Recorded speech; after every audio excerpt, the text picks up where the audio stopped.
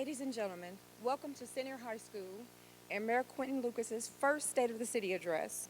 I am proud to introduce the individuals who each day work diligently for our city.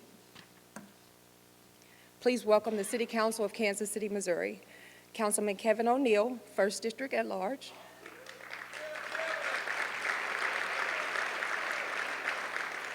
Councilwoman Heather Hall, 1st District. Councilwoman Teresa Lohr, 2nd District at Large. Councilman Dan Fowler, 2nd District. Councilman Brandon Ellington, 3rd District at Large.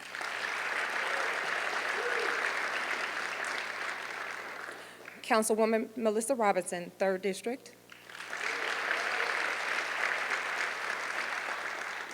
Councilwoman Catherine Shields, 4th District at Large. Councilman Eric Bunch, 4th District. Councilman Lee Barnes Jr., 5th District at Large. Councilwoman Wayner Park Shaw, 5th District. Councilwoman Andrea Boo, 6th District at Large. Councilman Kevin McManus, 6th District, and Mayor Pro Tem. For all of those that are able, please rise for the presentation of our colors by the VFW District 5 Honor Guard, accompanied by the District Local Scout Troop 1062. Directly following the Pledge of Allegiance and the National Anthem, Ron Gutierrez, former Staff Sergeant and local vocalist with the United States Army Band, Pershing's Own, based in Washington, D.C., and please remain standing for the invocation by Reverend Vernon Howard.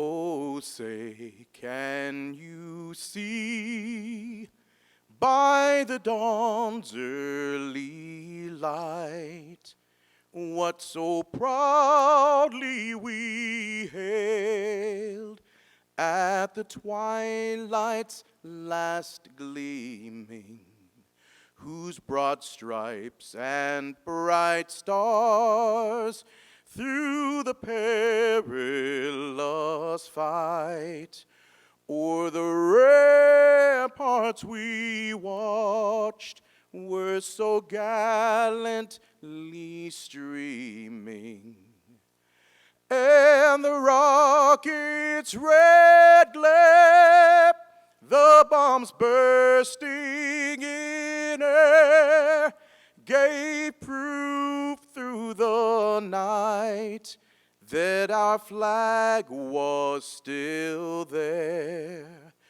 Oh, say, does that star-spangled banner yet wave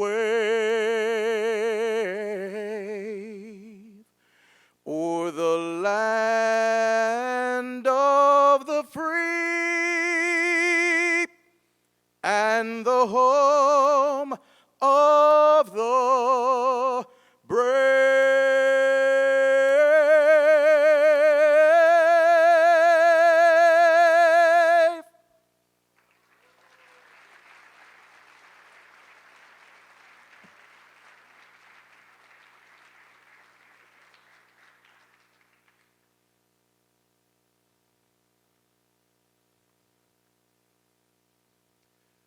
Would you bow in prayer with us?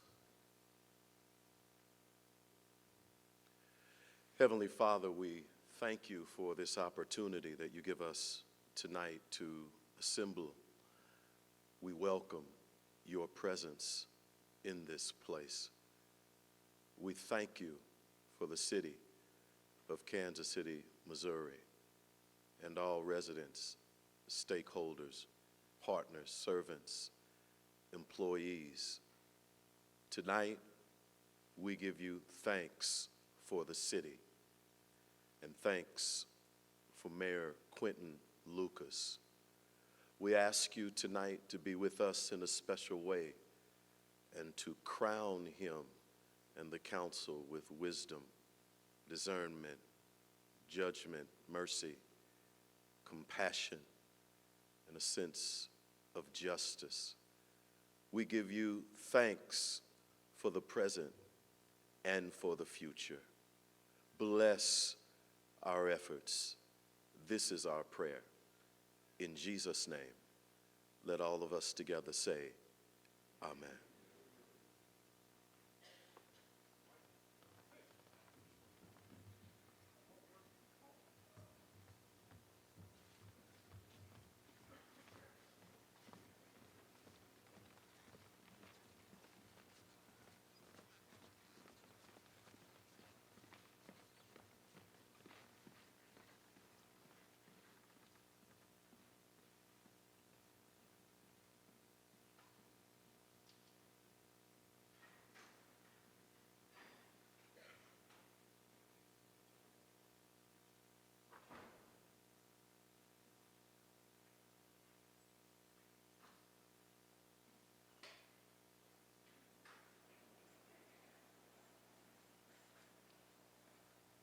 But now, please welcome a young man who leads us into an unprecedented, in my opinion, next decade for our city.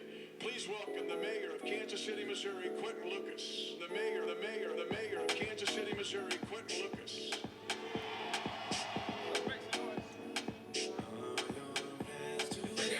Let's make some noise for Quinton Lucas, everybody. Mayor Q. I go by Kemet the Phantom. Scheme, I'm gonna have you run that back, man.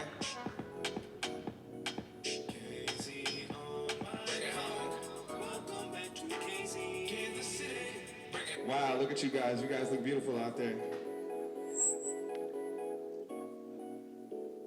So I wrote a little song dedicated to KC. We will never fall off. You gon' have to call off all of your plans today. Yeah, Chiefs won the Super Bowl and they about to bring it home. So it's time to celebrate. We came from the bottom, now we got pink bottles. KC, I am on my way. Welcome back to KC. Welcome back to the land of red. Welcome back to KC. Yeah, I'm gonna Kansas City, here I come. Y'all know that one, right? I'm going to Kansas City, here I come. You gonna try to translate this? All my haters, I can even see them. Remember when they thought that we would never beat them? All of us a secret weapon when we team up. Testing us the credit cards trying to beat us. You would think we undefeated. Info, man, I wish you could have seen this. It's our time and you know that we mean it. Yeah, every cheek got a genius. Bring it home. Welcome back to KC. Welcome back to the land of red. Welcome back to KC.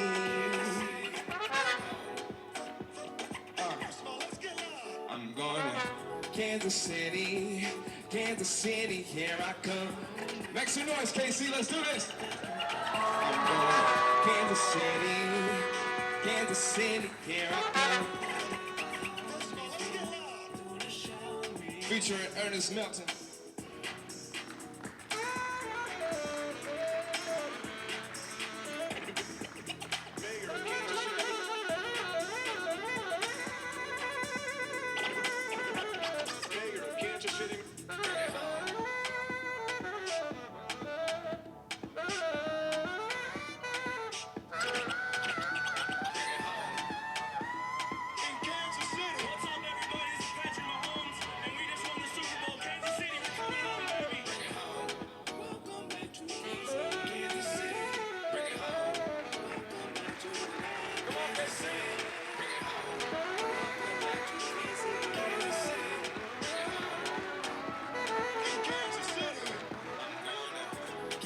Make some noise for Ernest Melton. Kansas City, here I come.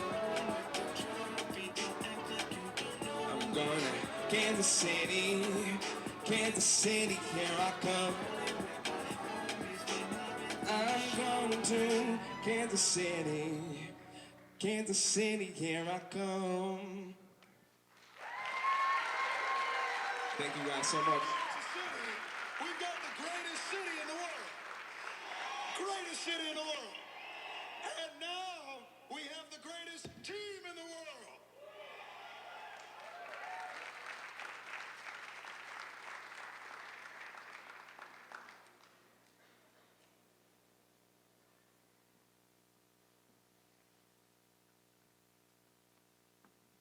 All right, Kansas City, I'm gonna need you all to give us a round of applause for our speaker of the night, Mayor Quincy Lucas.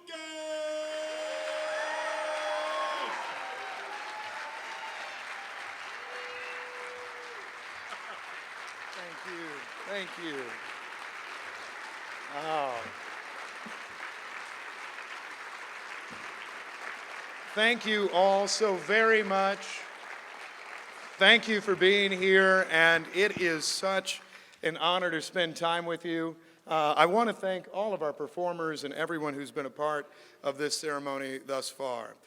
First of all, I appreciate you all coming out here during a bit of a snowstorm. And you see that already with a new mayor and council, we have new ways to fight snowstorms, which is called keeping it above freezing the entire day. And we figure that's a really great way that as the snow falls, it all works out for us.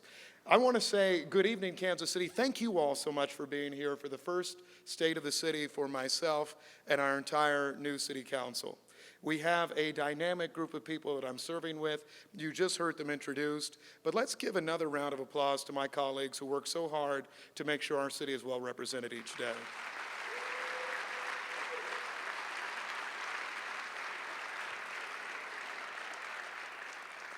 Before we begin, I want to first of all thank my friends, the Center High School Yellow Jackets, and everyone at the Center School District. Thank you, Center. All right. I see we have a number of alums with us today, and I wanted to actually speak at a school because it's really important, our cooperation with our school districts. There are 14 school districts that serve Kansas City. All of them work with us each day. All of them deal with so many different challenges that impact our communities, our public safety, our housing, so much that we work with. And so I thank all of you for what you do. 6 months into our terms, it has been an amazing time in Kansas City. As has already been mentioned, and as you've already noticed, we were able to bring a Super Bowl in the first 6 months here in council. Imagine what we can do over 3.5 years. It's as if we'll guarantee a championship all the time. But as we celebrate our players on the gridiron, I want to look at the last several weeks in Kansas City as a reflection of what we can do well in local government. As Washington and Jefferson City fight, we at City Hall have the opportunity to show how we can deliver services, how to lead, and how to remove barriers to success for those traditionally left behind. I truly believe in local government. Local government at its best is what we do and what we owe to all of our residents. And as Kansas Cityans, myself included, all jumped with joy about a week ago during the final minutes of the Chiefs game during an important defensive stop. Our city staff started working hard. Public Works employees hung hundreds of banners, cleared routes, erected barricades. Our police department and our partner agencies organized security within days to host hundreds of thousands of revelers. Our fire department organized disaster response, and our solid waste division returned one of the greatest lawns in our region back to its pristine state only hours after our Super Bowl party was done. Our staff, many of whom are here, won't get large bonuses, we're sorry. They don't always get large accolades or attention on television, but they do amazing work. Let's take a moment right now to recognize their diligence, their ambition, how courageous they are, and the hard work they do. If you're on our city staff, please stand up and be recognized.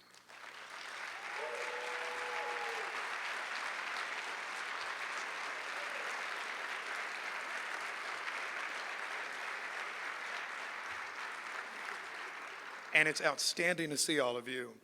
The dedication of our staff was particularly exemplified by the quick thinking of officers from the Kansas City Police Department and partner agencies, including the Clay County Sheriff's Office and the Independence Police Department. When a drug-addled driver entered the parade route, the calm, measured, and rapid response of law enforcement led to a safe conclusion of the chase and a safe day for parade goers and the suspect. As he should, the driver tonight sits in the Jackson County Jail. But luckily for him, he escaped harm without injury. An outcome like that isn't just happenstance, it isn't just miraculous. It's due to outstanding work and preparation by officers like Kansas City Police Sergeant Scott Karen and Captain Tim Gahn, both of whom are with us today. And please stand and be recognized, gentlemen.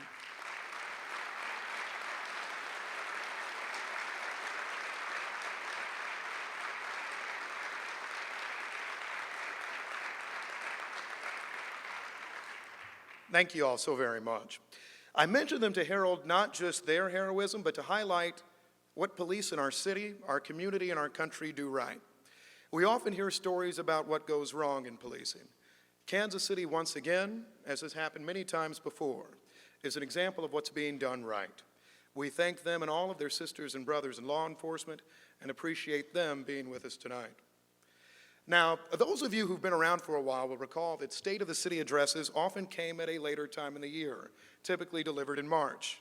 But we decided to move the State of the City up this year, perhaps to get caught by a snowstorm, but really more to the point, to link this conversation with the budget, so we could preview and clearly define what our expectations are for the next year in Kansas City and what issues we think are vital for us and our community. As we've all seen and witnessed, Kansas City has much to celebrate. Winners on the field, outstanding neighborhoods, continuing population growth, particularly north of the river. But we all know and recognize that there are challenges for us too. To build a more equitable city, to deliver on the basic services that we promise to our residents and that our residents deserve, and to make Kansas City a safer place to live and an easier place to get around. Part of building that equitable city includes ensuring that we have a city where our infrastructure doesn't lead to blown out car tires or damaged hubcaps or injuries to cyclists that may cost hundreds or thousands or cause injuries that may take someone off work. And we need to make sure that we're actually taking care of that which we promised. I have a colleague on the city council who once sent out a mailer, and one that I liked, that said, "Potholes aren't an act of God." She was right.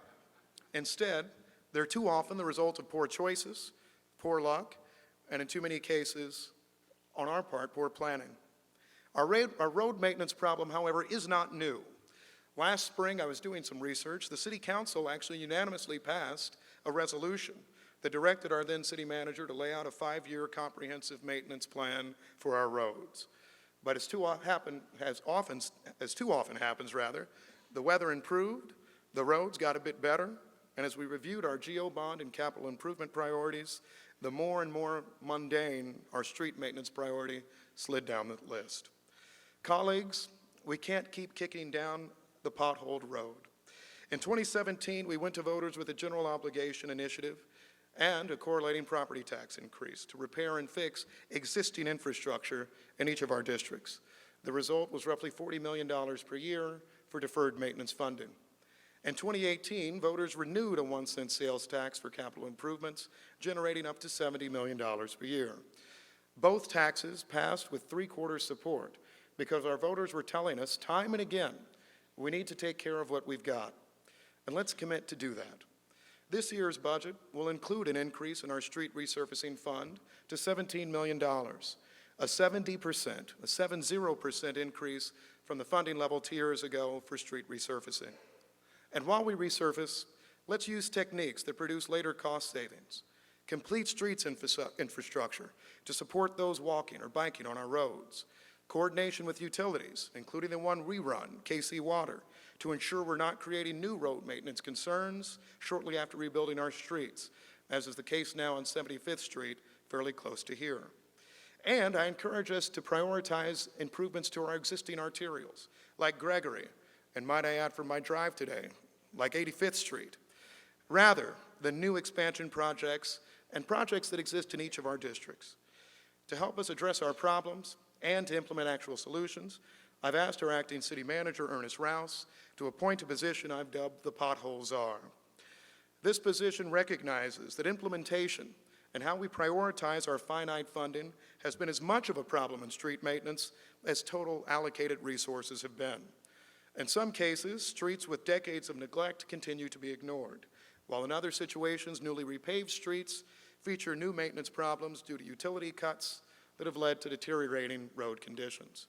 We're not doing enough preventative maintenance and planning to stop problems before they get worse. Thus, I would ask that our Pothole Czar look to the following: better prioritization of our road projects to address existing infrastructure challenges and to incorporate our complete streets priorities in these projects, better coordination across departments with our utilities, better reporting measures so that the public can report a failed road and see a response from the city in short order, and consistent reporting to City Council so that as we consider our own funding priorities, we consistently see how our spending choices may be perpetuating our infrastructure challenges. And indeed, this list isn't just something I came up with. This was something that Council's been working on for some time. Last week, passing unanimously, but after a vociferous debate, we were able to pass a resolution introduced by Councilwoman Andrea Boo that looked at these important issues and looked to them beyond just her own district, but looked all throughout our community. There are some who say that steps like this may be a Band-Aid, but I actually ask you, isn't a pothole kind of a Band-Aid itself? It's a necessary solution to a deeper challenge underneath, and importantly, it's the first step in a cure. What we're looking to do is make sure we're using best practices in how we report and how we deploy city employees to tackle these issues and to rebuild our streets. And I'm proud that in our budget we've secured funding to support implementation of this vital role. But this isn't it. We can't just have pothole replacements. We can't have pothole czars. We can't have Band-Aids long term. Long term, we need to make sure that we as policymakers reverse the mistakes we've made in the past. That's why, along with introducing the budget tomorrow, I'll introduce a resolution, one that we discussed quite a bit, and Councilwoman Shields was there for it, that looks to reverse a past council action that allowed the city, for accounting purposes, to certify our road quality at only 60%. Versus 70%, 80%, or 90% that we often see in pure cities and suburban communities. Rare is it that a city hopes for a D grade. We're in high school. Usually you didn't want that sort of grade. What we're trying to do is make sure that at least we're getting to something that's 70%, hopefully one day 80%, to make sure our citizens don't have to stand for substandard maintenance and substandard road infrastructure. I also ask my colleagues to reaffirm our promise to voters that our priorities for GO bond spending and capital improvements will be what we said it would. Existing roads, bridges, buildings, the things we've already built, because every district, north, central, and south, has tens of millions of dollars of infrastructure concerns. And we have a fairly big city, as we all know. Rather than building new, let's spend some time making sure that we're taking care of what we've got. But, of course, our basic services don't stop with street maintenance. Somewhat prescient for today, I did a snowplow ride-along not too long ago. And that snowplow ride-along was illustrative of much of what we do right and some of the things that we could actually improve upon. I had the privilege of riding along with a snowplow veteran, Mr. Ray Sanders, who's worked in our Public Works Department for 28 years.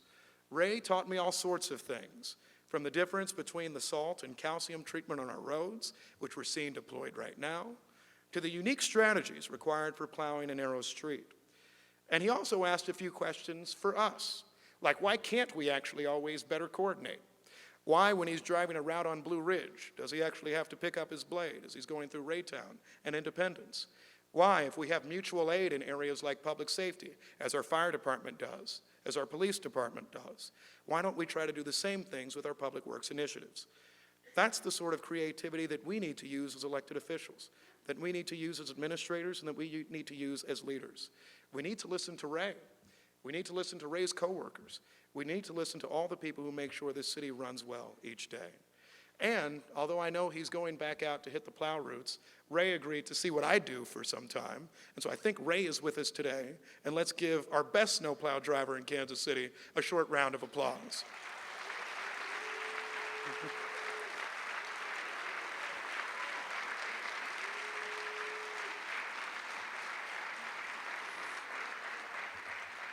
And hey, Ray, I tried to get you the whole night off too, but they said you're too important tonight and there's too much going on. So while we give Ray a pat on the back, a round of applause, sometimes saying good job just isn't enough. That's why we've included in this year's budget proposal salary increases for all of our staff. We know we can and must do more, and we know we will over the years ahead to make sure that people who keep the city running each day get the respect, backed by the pay that they deserve. When I went to visit Public Works some time ago, I was talking to the employees and they were saying, sometimes it's hard for us to keep up staffing. And a big part of that isn't just because it's a tough job, and it is, but it's also in how we compensate and how we recognize them. And we're committing to you, Ray, to everybody who works for this city, that we're going to remember you and that we're going to take care of you all. Over recent years, we've also heard in the basic services realm loud and clear concerns about trash pickup in too many parts of our city. Last year alone, the city received more than 10,000 trash pickup complaints. And I know Councilwoman Heather Hall is driving back from Jefferson City, but I believe she printed out all of them in her office and started bringing them to committee meetings all the time, a giant stack of documents. And we've seen that we needed to change. So since then, we've severed ties with our contractor, and we're instead, in this budget, investing in enhancements to our solid waste collection programs. We'll expand service to Kansas City North and South. And not only will this improve trash collection, not only will it give people what they pay for, what they deserve, but it's also going to save the taxpayers a substantial amount, an estimate of savings of $20 million over the next 10 years. And that's not it in basic services.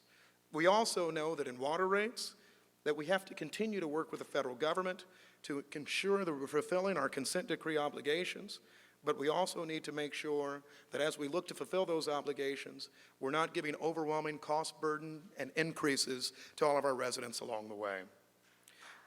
I agree.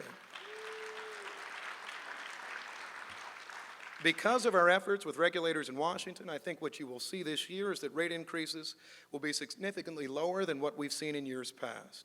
But while we still have more work to do, understanding that utility costs are still far too steep for many, this is a positive step that we'll continue to build upon.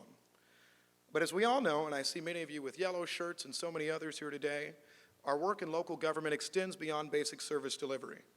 It also relates to how we can help remove barriers to so many in our society. Today in Kansas City, a person living in one of our poorest zip codes has a life expectancy in some places 20 years lower than someone in one of our wealthiest neighborhoods just a few miles to the west. These geographic differences tell us that we need to continue to do more to help the parts of the city that have suffered from decades of disinvestment. Our economic development and housing policies need to help us remove all of these barriers so that a child that's growing up on 33rd and Cypress has the same opportunity as a kid anywhere else in our community to go on to do something great.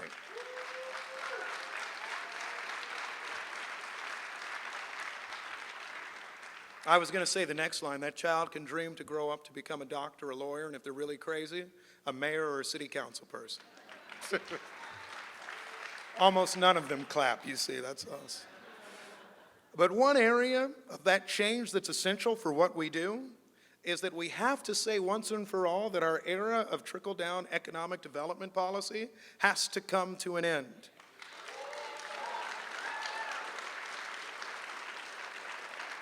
So see, this is something I know about somewhat personally. I grew up in some of Kansas City's poorest neighborhoods, and since my childhood, indeed probably since my mother's childhood, and since so many others, we've heard that progress, new jobs, new development, luxury housing, just a few miles to the west, would create more opportunities to those of us east. We've heard for a generation that inclusive prosperity and this buzzword of momentum would change the way we live. But there are still too many that are waiting, that are working, that are wanting to be part of the momentum that we have heralded for years. And increasingly, neighborhoods that have been left out of our development focus aren't just east of Troost, they're south of 75th Street, they're in southern Clay County, they're throughout Kansas City, where we need to recognize that economic development isn't just about tax-abated luxury development. It isn't just about a new office building.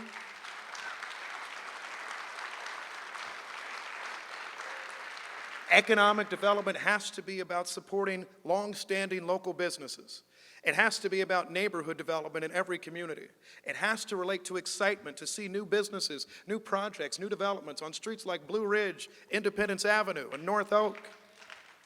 And that's why that in this year and the years that follow, you'll see significant change in how we do economic development.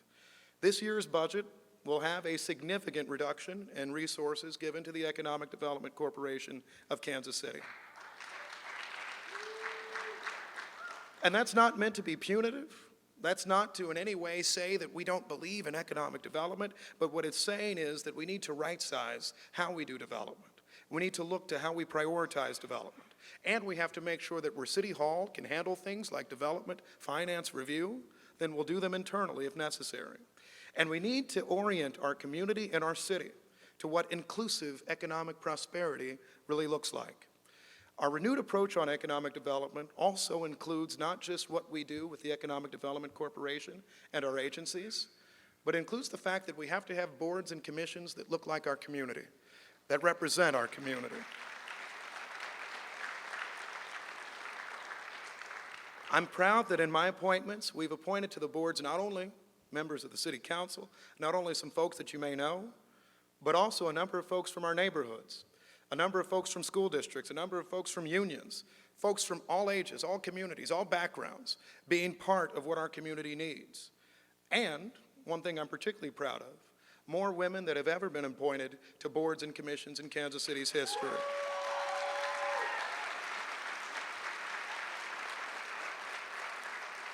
What our agencies are doing and ensuring is making sure that we're looking for economic development opportunity in every area. Like down the street at Bannister and Troost, like at the Kansas City International Airport, throughout the east side and South Kansas City. And we're making sure that our economic development agencies, our alphabet agencies, work with so many other boards, like the Central City Economic Development Sales Tax, to make sure that as we're finding more tax revenues, we're using them responsibly. We're using them to see success long-term, and we're using them to build our community long-term. And so I want to say also to anybody who's serving on a board and commission, anybody that we've appointed, I thank you for that volunteer service, and let's have you stand up and be recognized.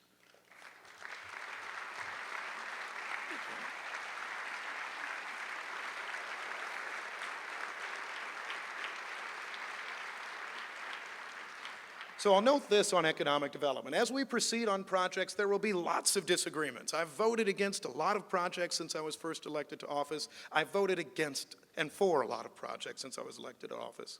And while I'm proud that we've had ordinances like the 2016 incentive reform ordinance, I know there's more work to do on how we do incentives in Kansas City. We'll never stop looking to bring jobs to our city. We'll never stop looking to bring population to our city, particularly in long underserved neighborhoods. But I also recognize that we need to make sure that we bring all stakeholders to the table. That's superintendents of all of our school districts, that's folks from all of our communities, and we have to make sure that when we look at our tools, we're deploying them in the way that they were originally intended. That's why I'm proud that in the 6 months we've been around, we've channeled the Port Authority of Kansas City back to what I view its statutory mission to be, to actually bringing good industrial development, particularly to the Missouri River, to riverfronts, to railroads, to classic commercial transportation infrastructure. That's why I'm proud that in our first 6 months we've been able to codify and be the only city in this entire region, by the way, to codify a border war truce that looks to end cross-state poaching between Missouri and Kansas. And that's why I'm proud that Kansas City, Missouri understands that economic development isn't just a board, an agency, a commission, a group. It's also relating to how we talk about housing, how we do transit, how we actually build our neighborhoods. And that's why we've been working, not just on things like reforms for economic incentives, not just things on conversations about what level of incentive you give, but also how do we fundamentally change housing policy? When we look at divisions and separations in our country and in our community, when you see the wealth divide, one of the biggest divides in wealth between East Side and West Side in Kansas City, between black and white in Kansas City, relates to the delta between home ownership in our city, to the fact that we're not allowing for wealth creation enough in the inner city of Kansas City, Missouri, and that we're not doing enough to help support lending in our inner cities. On housing quality, we've made great strides. thanks to the efforts of our city council, thanks to the efforts of groups like KC Tenants, and thanks, many of whom are here tonight, and thanks, frankly, to responsible housing providers who've said, you know what, it's okay to make sure that renters have things like working appliances. It's okay to make sure that renters are free from harassment. And it's okay to make sure that if somebody feels abused or harassed, they have someone that they can call for help. But we have much more work to do. The Tenants' Bill of Rights was a transformative piece of legislation. Giving people the freedom of protection in their renters' rights is something that's key. But we have a lot more work to do, and that relates to the work we need to do in future budgeting. I'll admit that there are areas of disappointment for all of us. This year's budget does not reallocate our tens of millions of dollars per year of neighborhoods and housing services to a housing trust fund. And I will note here that I remain steadfast in my commitment that we won't fund that through seeking a sales tax or property tax increase to fund it. And there's a reason. We can't rob Peter to pay Paul. Asking our poorest citizens time and again to impose further regressive taxes on themselves just to help themselves, to fund what government and private actors should already do, is something that we shouldn't look to any longer.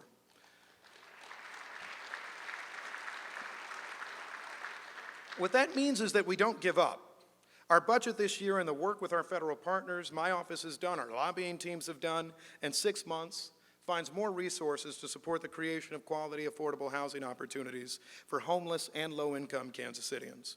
Over the past several weeks, I've had the fortune of meeting with the U.S. Department of Housing and Urban Development in Washington and Kansas City. And as a result of that, we were able to secure $13.9 million in regional funding for local programs serving the homeless.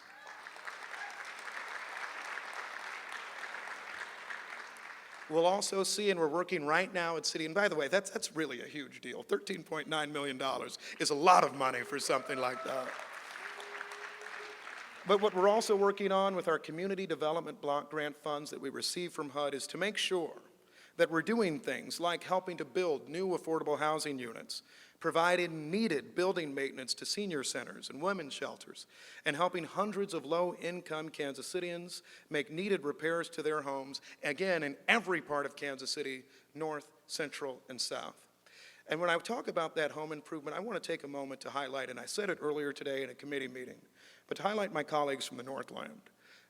Sometimes we don't give them the attention they deserve, but I remember we had a particularly impassioned housing committee meeting about a year or two ago, where council members Fowler and Lohr said that no longer are we going to look past poverty, look past troubling housing conditions, look past challenges in every part of Kansas City.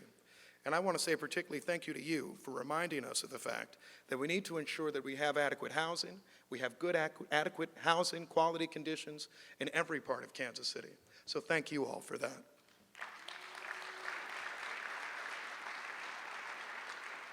But when we talk about the challenges that exist for us, we have to actually look to some of the data that we provide for you at City Hall.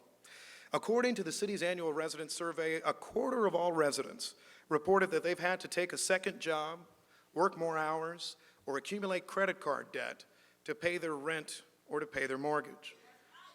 That ain't right. And in our poorest neighborhoods, a third of all renters reported living in housing with unresolved maintenance issues. This is why our work beyond the budget remains important. This year, we'll work to better leverage our funding resources, including federal sources, which come to us from the Community Development Block Grant, which provides millions of dollars a year, but also our local taxpayer-supported resources, including working with our Public Housing Authority to make sure that rather than being a pass-through, they are front and center to how we actually create better housing conditions, particularly for our poorest Kansas Cityans. Because, my friends, when we think about economic development, it isn't just a strip mall. It isn't just a 3-story building somewhere. It's about providing new affordable housing for families. It's about providing jobs for people in our neighborhoods. And it's about providing funds to help support rehabilitation of our significant single-family housing stock in Kansas City, which importantly, we cannot forget. New multifamily housing is something that we see all the time. But I know I went to Detroit earlier this fall, and what I don't want to see in Kansas City is us building more and more rows of vacancies, of seeing abandoned neighborhoods, of seeing abandoned resources, of seeing abandoned communities. It's up to us to make sure that when we talk about housing, we're talking about rehabilitation, we're talking about maintaining our neighborhoods, and we're doing that in every part of Kansas City. And I'll leave housing fairly soon, but you can tell I kind of care about it. Because when I was growing up, I was homeless part of the time. And I had the fortune of a great education and all these other things, but it was still tough. And it was still tough a lot of days. And when we talk about the pressure we put on our school districts, when we talk about the pressure we put on workforce demands, how hard do you think it is for a 14-year-old who's jumping from couch to couch, who doesn't have somewhere to live, to be able to focus in school? How hard is it for that 20-year-old who's trying to get a job, trying to build their career, but they don't have housing security, to be able to create those opportunities? This is key and central to every part of economic development policy.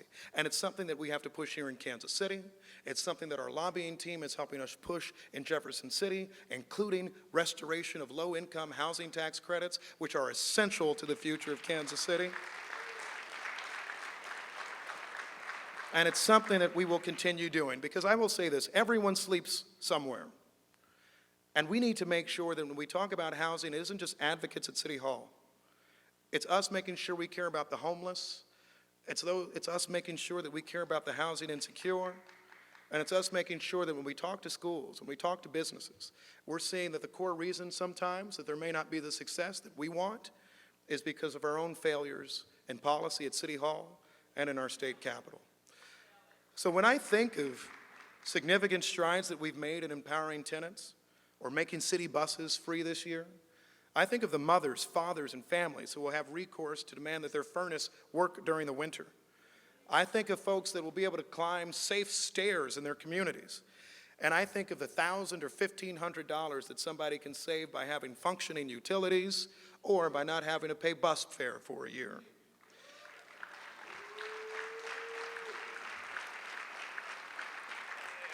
I'll say this about our new mayor and our new council, many of whom are first-time council members, and I respect you all greatly for it. I think that when you look to the past 6 months of policy that we've been able to pass, what we've done is something different. It isn't just that we're looking at a few projects, a few things, a few deals. We're trying to change the nature of what local government is and what local government can do. And that's something that is so special that it will touch Kansas City for generations. 20 years from now, somebody will show up and there'll be a cool new project. 20 years from now, there won't be a Quint Lucas road. There'll be some road that one of us likes. But if we make real changes, if we commit to things like zero fare transit, if we commit to things like good, responsible housing policy, we're not just changing Kansas City, we're changing our region, we're changing our country, and we're looking out and taking care of people. And that's why our move to zero fare transit has received national attention, and that's why it's so important.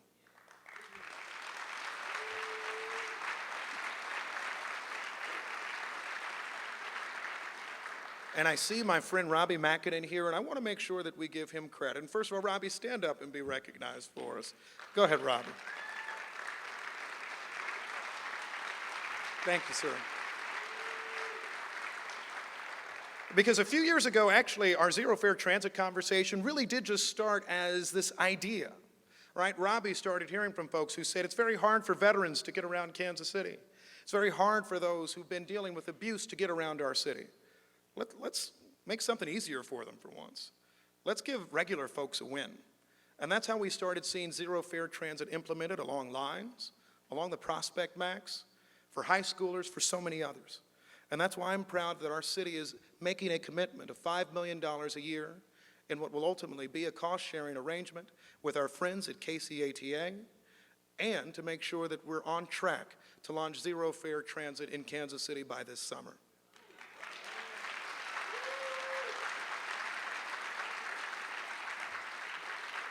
And I also want to make sure, because we recognize that for us at City Hall, we have finite resources.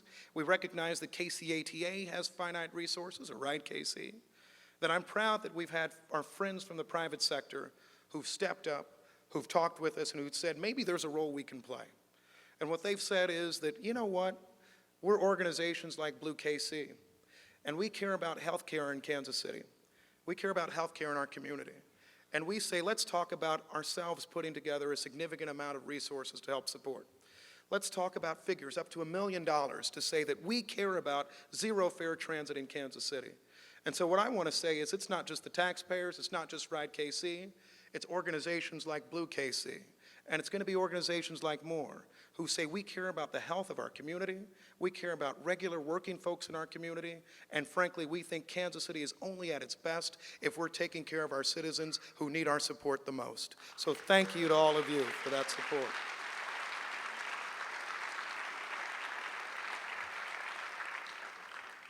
So our positive changes in this year's budget aren't just limited to investments in housing, zero fare transit, and basic services. We also look to build permanent investments in programs that taxpayers have said consistently that they want to see us fund.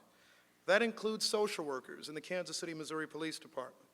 That includes significant increases in mental health and trauma funding out of our city budget. And I believe what you will see in this year's city budget is our most equitable budget that this city has seen in a generation. Now, there'll be reductions. We've already noted a few. In addition to the Economic Development Corporation, you'll see adjustments to the budget of Visit KC, the Office of Cultural and Creative Services, and the Kansas City Film Office. Much of that is due largely to increases in the millions of dollars, up to roughly $4 million a year on this year's budget, relating to management and catering fees for the Convention Center Hotel. This should remind all of us that the deals we hatch have long-term implications on our fiscal condition and our ability to deliver key services. Our budget also looks to reprioritize finite Kansas City taxpayer investments in health and human services, where organizations or initiatives that have alternative and significant sources of support are being asked to lean upon them. Our budget cannot merely rubber stamp those things that have occurred before. We must look to see where the city can be its most effective, areas where other cities or jurisdictions can and should pay, not just Kansas City, Missouri taxpayers. And we need to look where we can collaborate with other agencies, like Jackson County Combat. Removing barriers for our residents is important for us, and it's key to what we're trying to do in this budget. And every step of the way, we're trying to make sure that we're as efficient, as we're as responsible, and we're as equitable as we possibly can. But everything about what we're doing in local government isn't just relating to what's in the budget itself. Among the greatest housing initiatives that we've seen in recent years are sometimes those that are non-taxpayer supported. Groups like the Veterans Community Project. Each day, they work to meet veterans, young and old, where they are. And the amazing thing is, they didn't ask us for much. All we did was a zoning change. What they did was raise the money. What they did was found the folks, found the resources, built the connections. And thanks, frankly, to the support of people like my colleague, Councilwoman Teresa Lohr, then Councilwoman Alicia Kennedy, Councilman Lee Barnes, who helped us get the zoning done for the area, we're able to look at an outstanding center now that is an example of what's best in our community, that's an example of what we can do to support our veterans, and frankly, what we can do to support persons in all communities throughout Kansas City. We have one of the founders of Veterans Community Project, Brandon Mixon, here. And Brandon, stand up and be recognized. Thank you for what you all have done.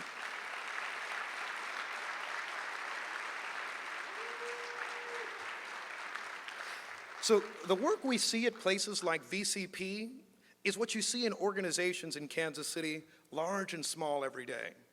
They don't always need government financial support.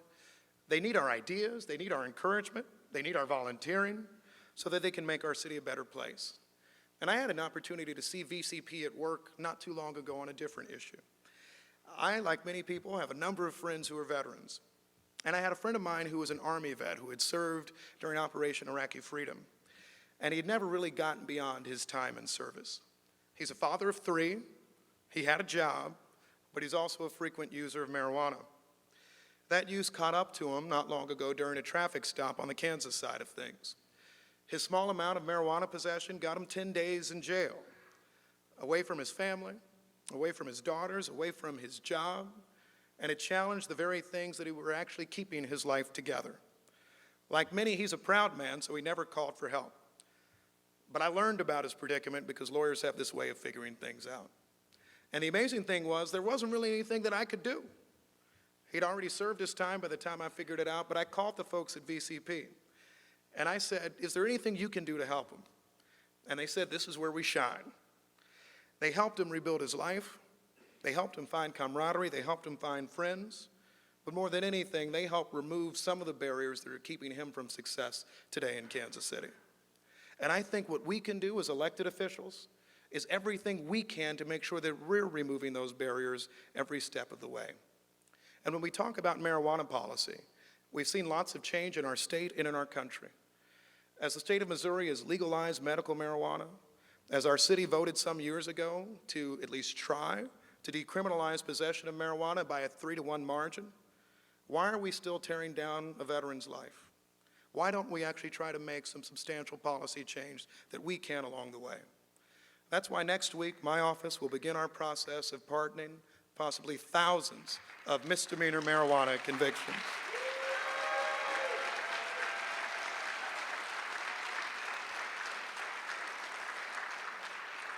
You'll be able to go to the mayor's website. We'll post an application so someone can apply online. We'll have instructions you can complete and return to our office. Those same forms for those who aren't online will be available in the clerk's office. Our reasoning is very simple. Government can't solve everything. But I want to make sure we're empowering people to be able to find work, to be able to take care of their families, to be able to make a decent living. And every day we will find ways to make their effort to do that in Kansas City, whether it's catching a bus, whether it's having quality housing, whether it's moving beyond mistakes of the past. We're going to work every day to make sure it's that much easier. I'll also get a little controversial, and I know we have more conversation here, although Councilman Ellington, I believe, started that conversation some time ago. But I continue to believe that we should remove marijuana from our Code of Municipal Ordinances altogether.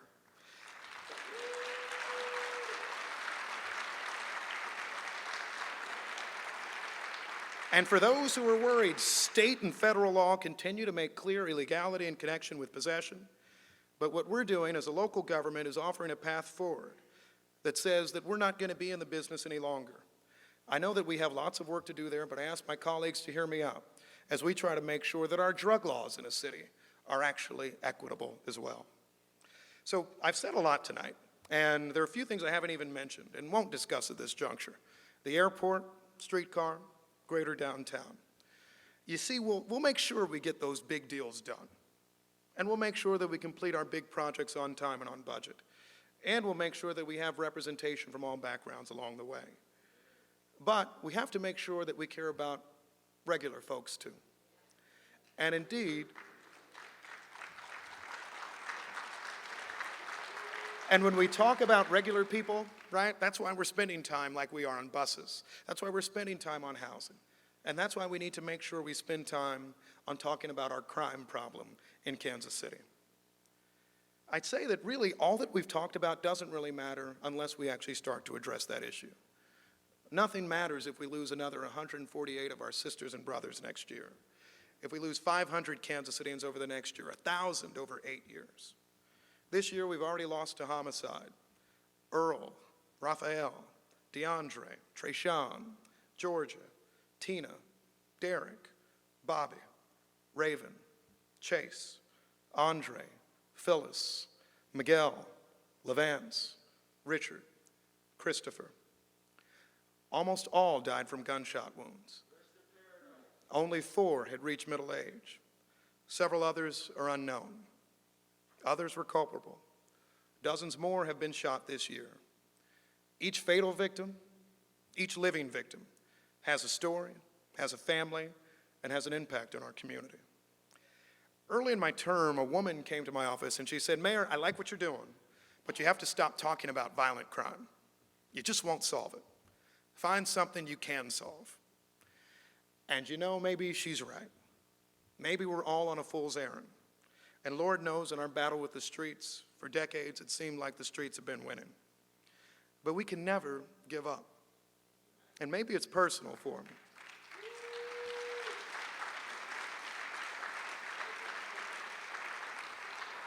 Because maybe it's personal because with the exception of my time in law school, I've never lived in a neighborhood that's gone a year without a homicide.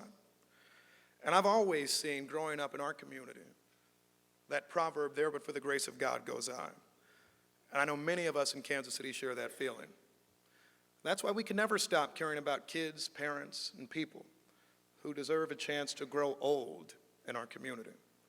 We owe it to the victims, to their families, to our own community, to the lives we may yet save, that we need to do something about violent crime. That's why this year we propose a few things that you would expect in a budget and a few things you may not. We increase the number of police officers once more. We increase pay for our tenured officers at topped-out levels because we have to stay competitive with other jurisdictions and account for the important work that they do. But we also importantly recognize that more boots on the ground alone will not solve our violent crime problems. We invest this year in more social worker positions, but we also invest in more probation officers so that convicted domestic abusers can't keep firearms to terrorize or, in too many cases, to murder their intimate partners. I also want to commend our council colleagues on steps we've already taken. Just a few months into my term, I visited the Rosebrook Center, an emergency domestic violence shelter, and I went on a tour of that facility. During that tour, I struck up a conversation with an employee named Annie Struby, who's a lawyer, and she provided us an idea on how we could strengthen laws surrounding firearm ownership for those who'd been convicted, not just charged, but convicted of domestic abuse. And sometimes we lawyers use too technical of language. So when I'm talking about domestic abuse, I'm talking about people who've been convicted of beating, whipping, strangling their loved ones. And thanks to Annie's work, thanks to the work of Jane Brown in my office, a former Assistant United States Attorney, thanks to my colleagues on the City Council, we were back at Rosebrook's a few weeks later, announcing the introduction of an ordinance to get guns out of the hands of wife beaters and domestic abusers who, as a class, are far more likely to kill their partners. Since then,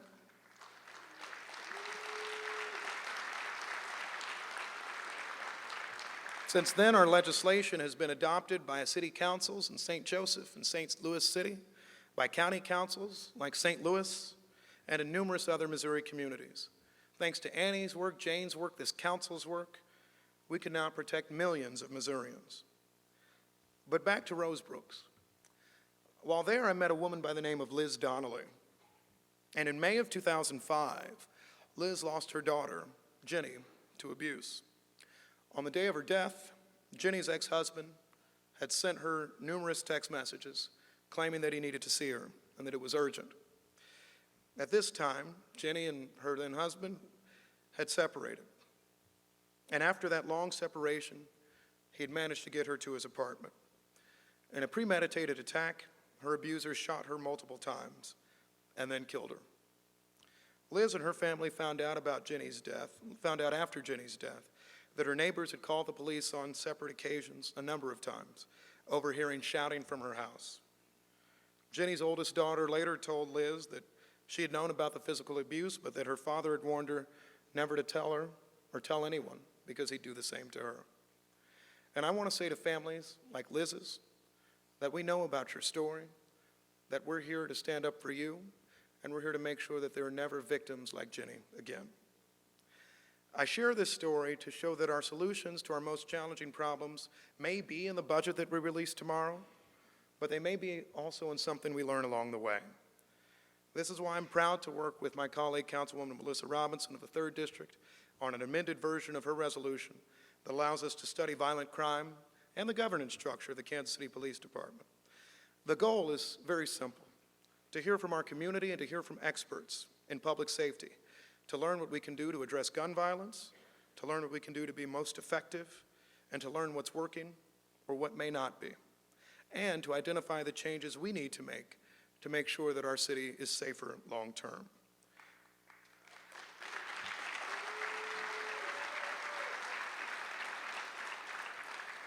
We'll have law enforcement, community members, council, everyone involved, because we have to make sure that more than anything, and I've said this a number of times, that the stories that have been the same for too long in my life, the neighborhoods that have been dangerous for too long in my life, aren't that same story 25 years from now. I believe that the budget that we're creating tomorrow, the budget that we'll debate over the weeks ahead, the conversations that we're having, will help make a difference on how people live, on how people survive in Kansas City, frankly, on the joy that people can have each day. Equity for us is not a buzzword. It means that we care about everyone. It means that we care about every opportunity. It means that we recognize how complete streets link to economic opportunity in every neighborhood. And it means that all of us in Kansas City will work together to make sure that while we're being efficient in our budget, we're also always asking, is it good for regular folks in Kansas City? And I end with this. You know, there's been much to divide us as a country every time I turn on the cable news, and there have been a few things to divide us as a community over the past year. In Kansas City, we've had different views on how to honor our heroes, on how to stimulate economic development, on how to make our communities safer. But in preparation for tonight, I actually thought back to one of the more unifying moments that I had the chance to be a part of this year. And it relates to football, but it wasn't the Chiefs, believe it or not. It was instead a high school football game I attended during, I believe, the Missouri high school playoffs. And it related to a game between Lincoln College Prep and Platte County R3 High School. There you go, Lincoln and Platte County. Y'all can rep them both. Both teams had lots of players from Kansas City. Lincoln's, all of them were. And I know that Lincoln had resurrected their greatness in football, resurrected so much that was great about their athletic program, and they'd become the talk of the town. And Platte County, for its measure, had been the talk of the town for years in football success. But as I was walking around the stands that day, I talked to fans and parents, folks who came from different communities, but they had so much pride. They had pride in their children, of course. They had pride in their schools. They had pride in Kansas City. They were proud whether they lived in an incredibly urban neighborhood or they lived in a somewhat more rural or suburban neighborhood to say we were from Kansas City. They were proud to be interacting with each other, black and white and from different communities. And I think I realized during that moment how lucky we all are to serve. I think the diversity of Kansas City, in some ways the size, the breadth of what we have, is one of our greatest attributes. The fact that we have outstanding public servants in our fire department, our police department, public works, in so many parts of Kansas City. The fact that we have such great diversity in Kansas City, that we have different views, is something that we have to continue to take pride in and something that we need to cherish for years to come. So with our budget policies over the next year and our priorities, let's make sure that we're thinking about those kids who are at the football game. Let's make sure we're creating equal opportunities for all the children who were there, in the stands, on the field, cheering on the sidelines. Let's make sure we're making equal opportunities even for people who make mistakes along the way, because when we get over ourselves, all of us make mistakes along the way. And let's make sure that all those kids are safe, that we maintain quality, affordable neighborhoods for them, and we have communities that they one day will want to return to. The budget tomorrow, you'll see, will have lots to it. There are things that we can debate, but I hope one thing that we'll see is that it's a budget that cares about equity in our community. It's a budget that tells everybody in the city that they matter, that their neighborhoods matter, that their issues matter, for our workers, that their pay matters.